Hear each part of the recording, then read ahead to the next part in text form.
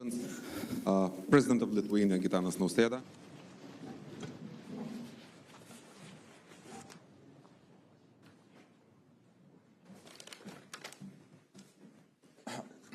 Ladies and gentlemen, good afternoon. We are starting the press conference of the Vilnius Summit. Allow me to introduce the participants.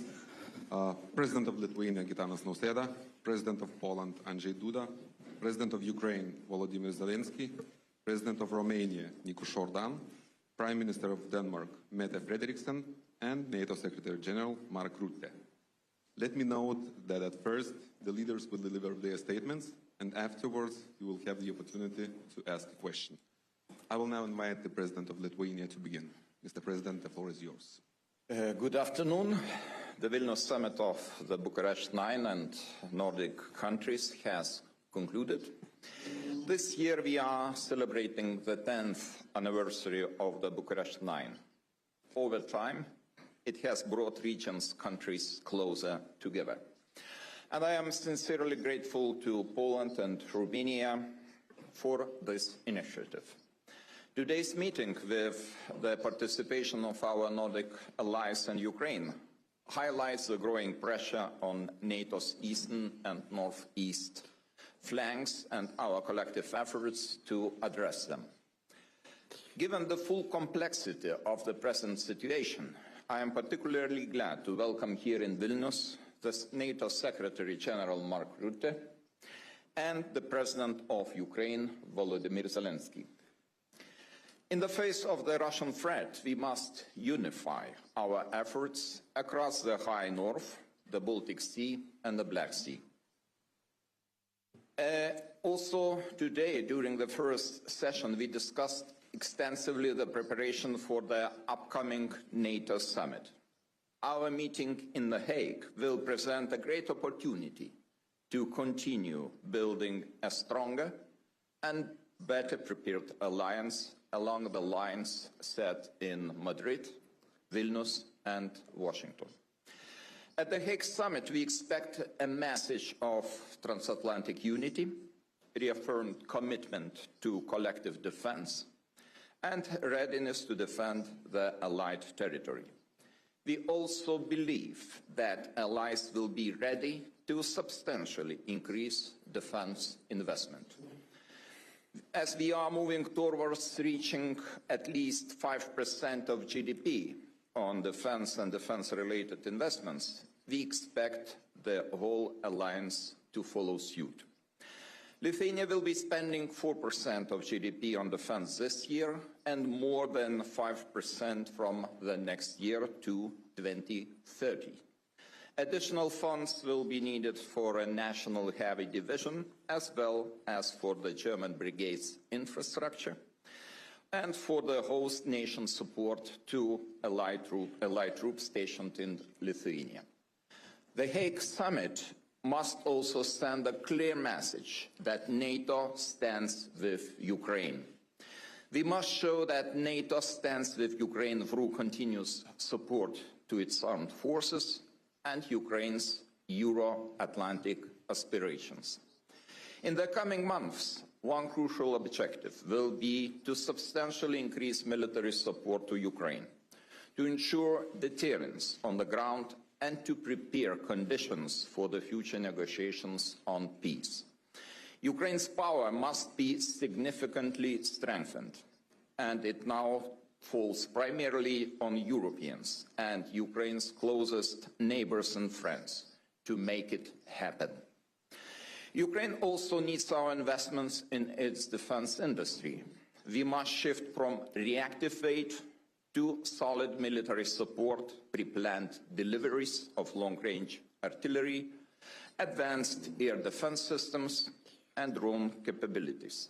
We'll still need progress on enhanced EU military support to Ukraine, with the whole goal to supply them with 2 million large-caliber shells.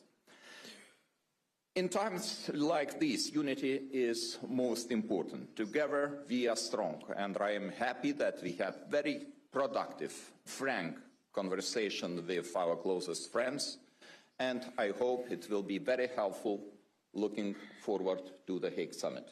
Thank you. Thank you, Mr. President. I will now invite the President of Poland to continue. Excellencies, ladies and gentlemen, I would like to start by thanking my friend, President of Lithuania, Gitanas Nauseda, for organizing this year's Bucharest 9 summit in the wonderful city of Vilnius. I'm also very pleased that NATO Secretary General Mark Rutte and the President of Ukraine, Volodimir Zelenski, participated in our deliberations. Moreover, I'm glad to emphasize the involvement of representatives from the Nordic countries in our discussion. This is indeed an important step towards building an integrated northeastern NATO security space. The upcoming NATO summit in The Hague will take place in only 3 weeks, so this is an excellent moment to discuss our expectations ahead of this very important gathering. Ladies and gentlemen, we all know too well that we are facing critical threats and challenges from Russia.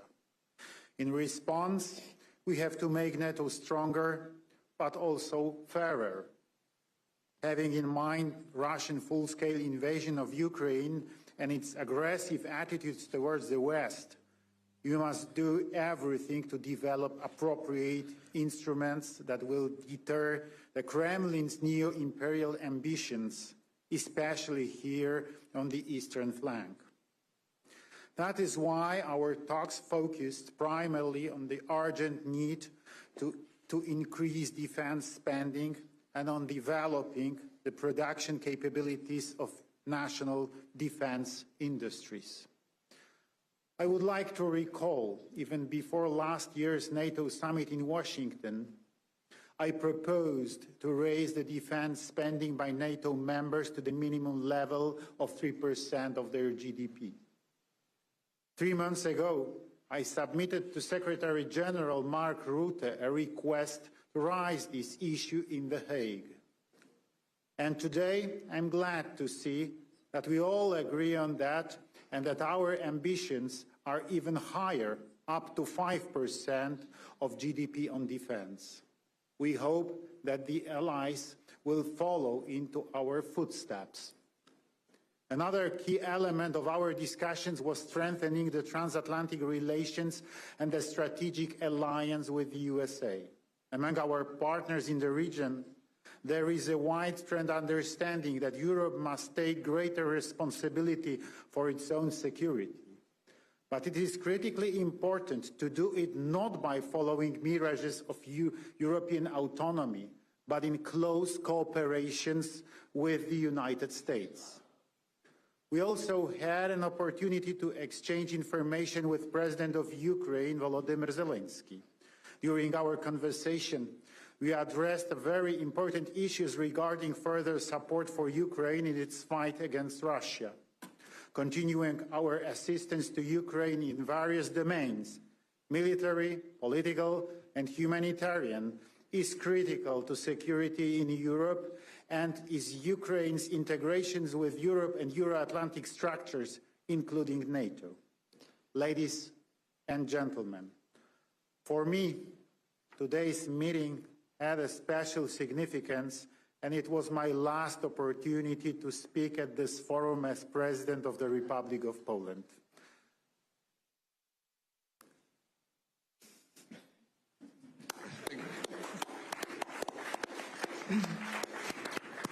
I have to emphasize that co-creating and later co-developing this format has been one of the most important and valuable aspects of my presidency. Over the past 10 years, the B9 has been an effective tool strengthening the voice of the eastern flank, countries within NATO, and helping us shape the alliance's deterrence and defense policy. I'm convinced that even after my term as President of Poland, Bucharest 9 will remain the best platform for coordinating security positions of our countries, allowing us to better manage the threats and challenges we face. Thank you. Thank you, Mr. President. Mr. President Zelensky, please deliver your statement. Thank you so much. Gitanas, Mr. President, it's important to be here in Vilnius today. Dear friends, partners, we all want the same thing: to stop the Russian war, to bring real peace, and to make security last. That's what we are all working for. First, I informed our partners about the situation at the front. We also talked about our operation inside Russia, which has seriously weakened their military. Operation Spiderweb showed that modern war really looks like, and why it's so important to stay ahead with technology. All our joint investments in drone production, all our shared battlefield experience, everything we are doing together with our partners, it's making Europe stronger.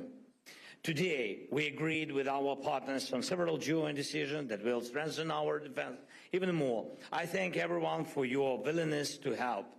There will be new packages, there will be new investments in Ukraine's weapon production, especially drones.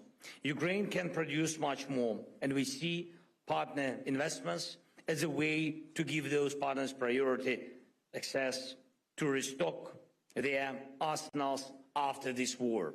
Second, I thank you all for our shared view of what diplomacy needs in order to succeed.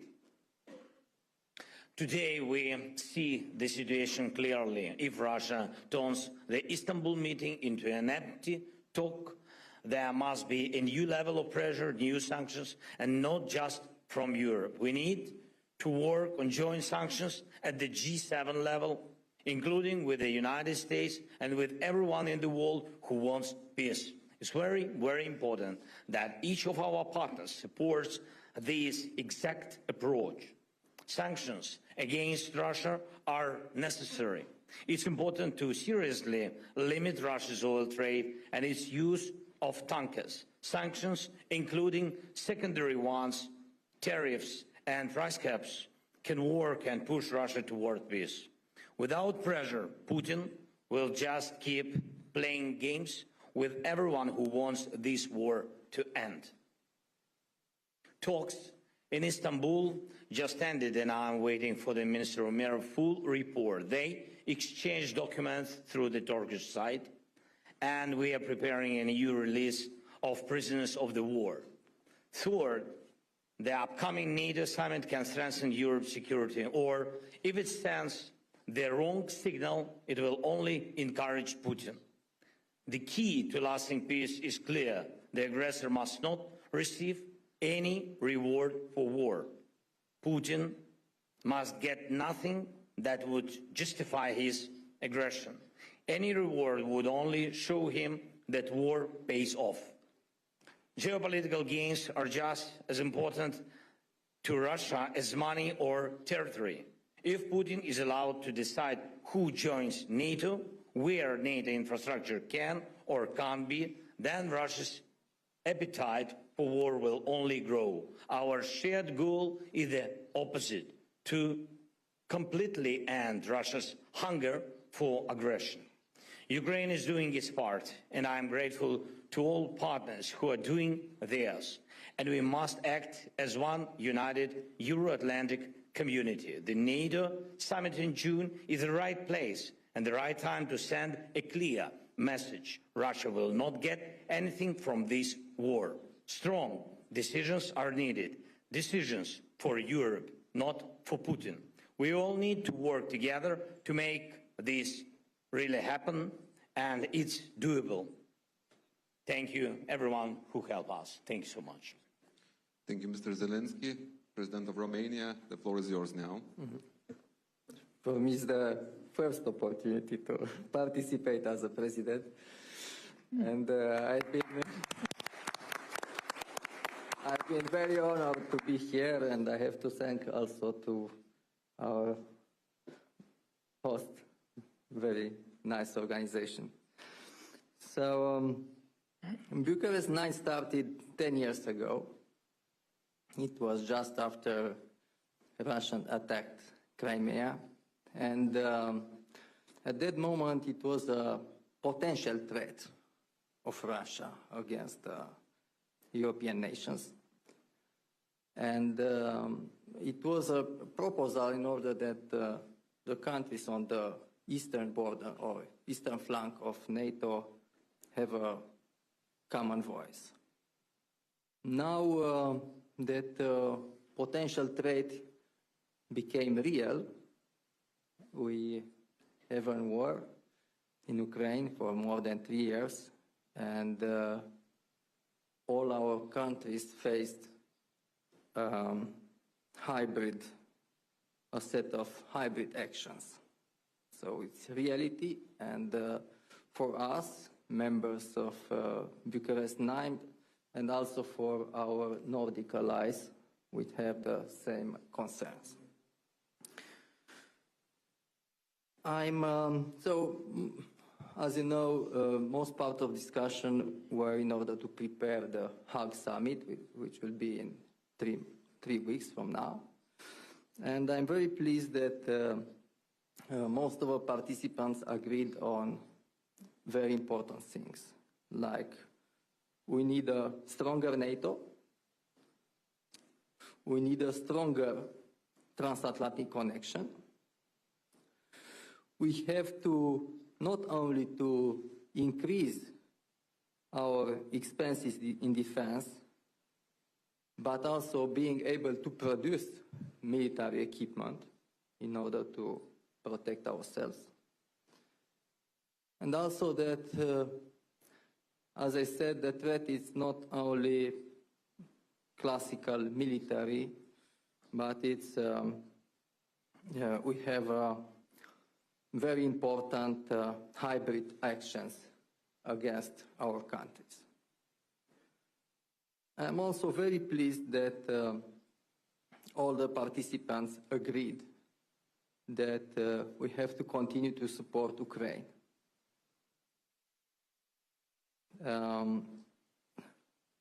As a Romanian interest, I emphasize that we have a long-term concern on the security in the whole Black Sea area, including the Republic of Moldova.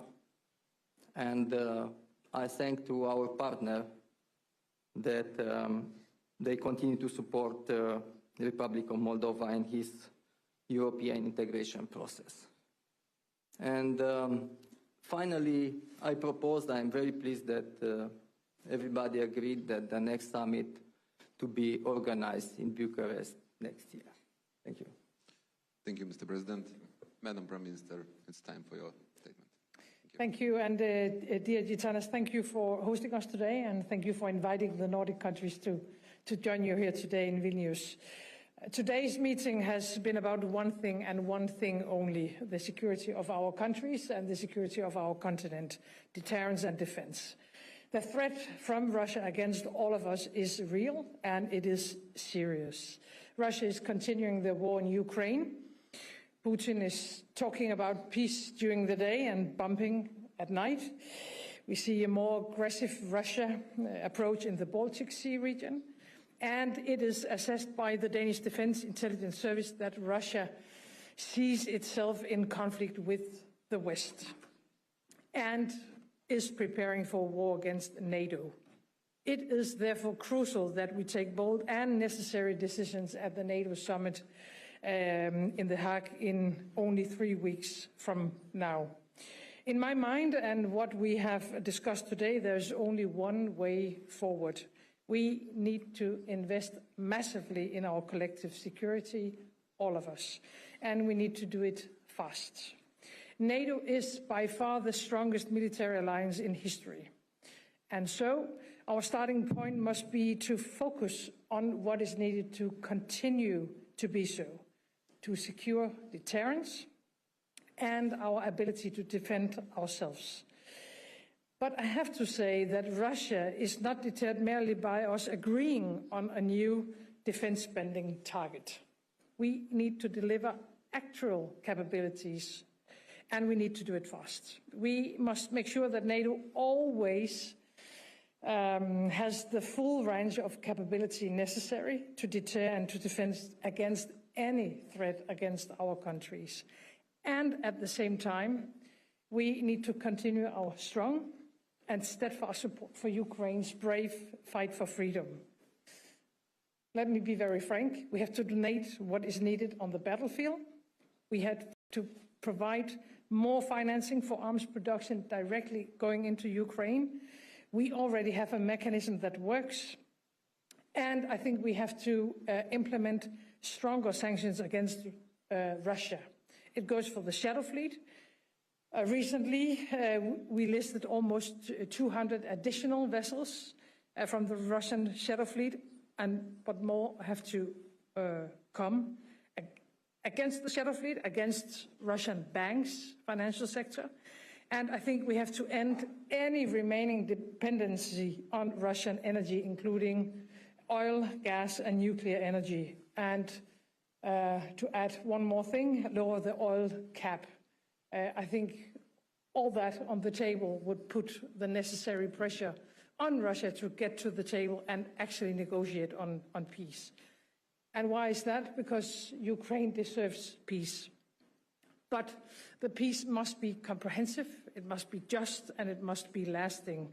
And it has to respect the sovereignty and territorial integrity of Ukraine.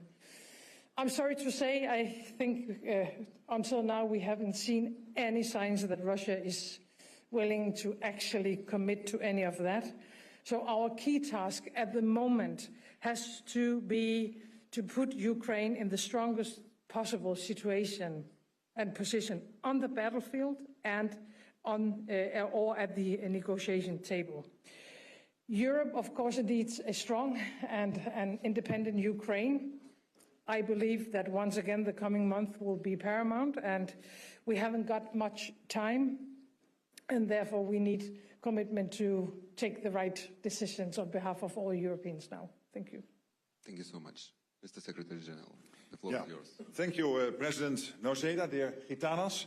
Thank you for hosting the B9 Nordic Summit here in Vilnius. It is a pleasure, always a pleasure to be back here in Lithuania. Lithuania is a staunch ally and continues to lead by example. You invest more than 4% of GDP in defense this year, and I welcome your plans to spend between 5 and 6% starting from next year.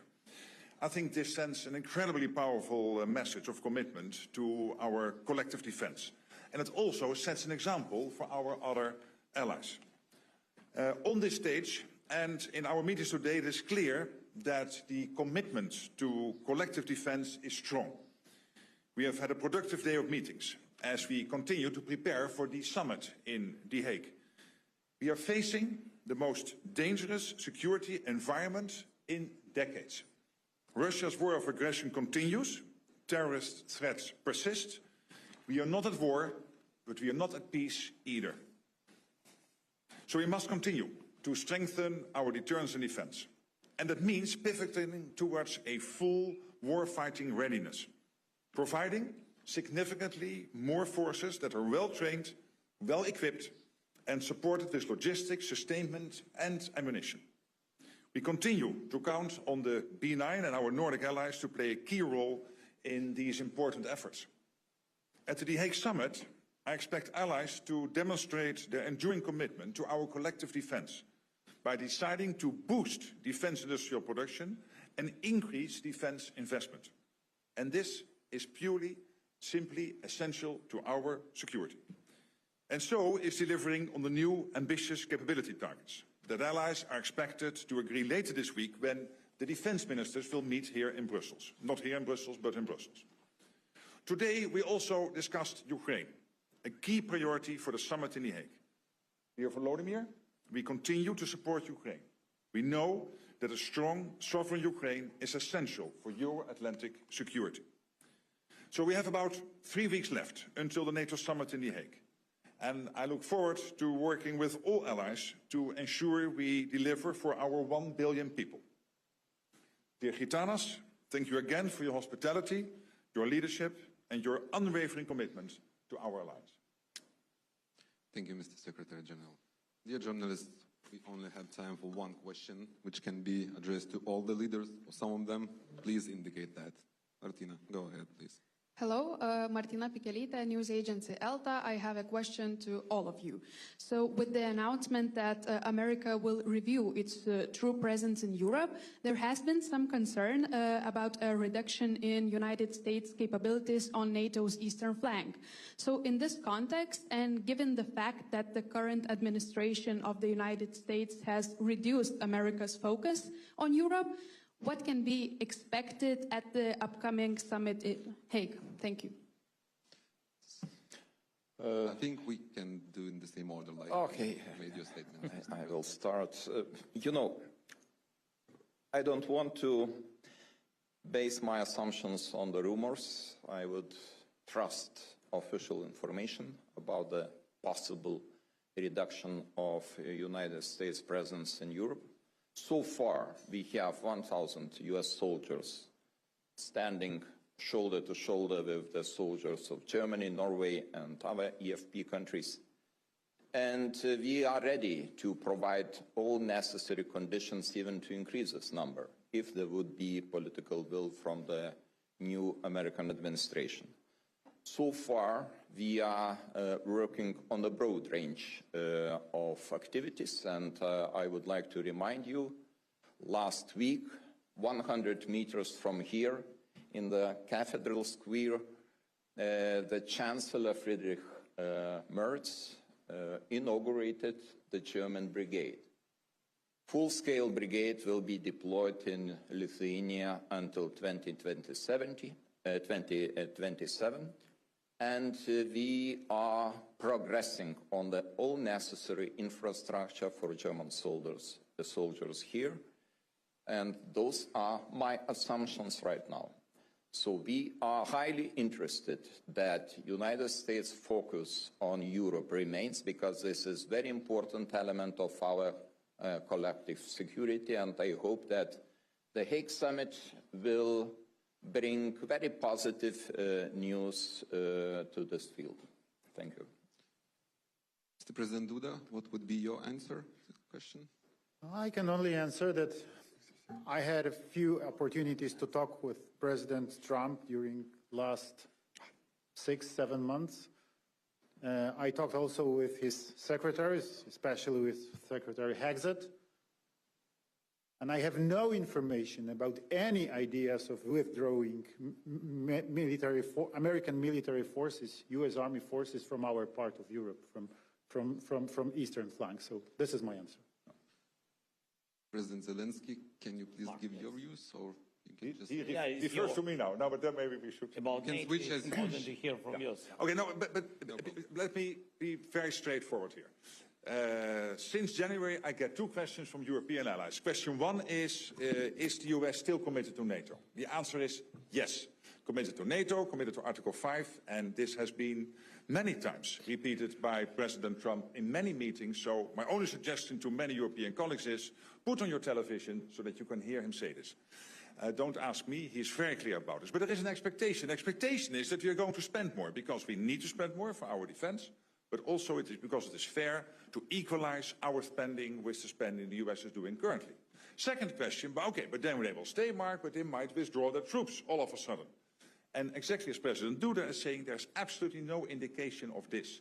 What we know is that the US, next to Europe, of course, also has to take care of the Middle East, has to take care of the Indo-Pacific, and it is only logical that over time, as we are building up, that the US will pivot somewhat more towards Asia. But I am absolutely convinced that also in the long term, there will be a very strong conventional US presence in Europe, next to the nuclear presence, the nuclear umbrella, our ultimate guarantor of our freedom. There will be a very strong conventional presence of the US in Europe. There's no doubt about it. Basically referring back to what 2 other speakers have been saying. Thank you. President Zelensky? I agree with Mark. Good answer.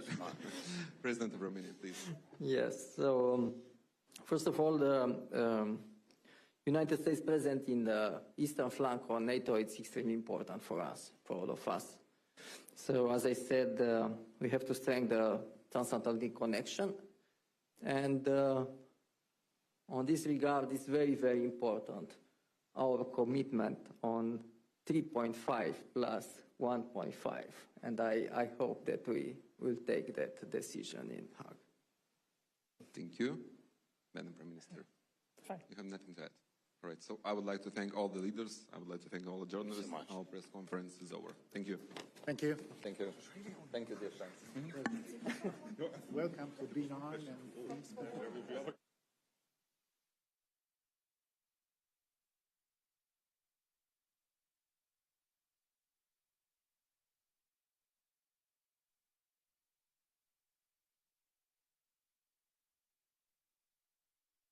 Thank you.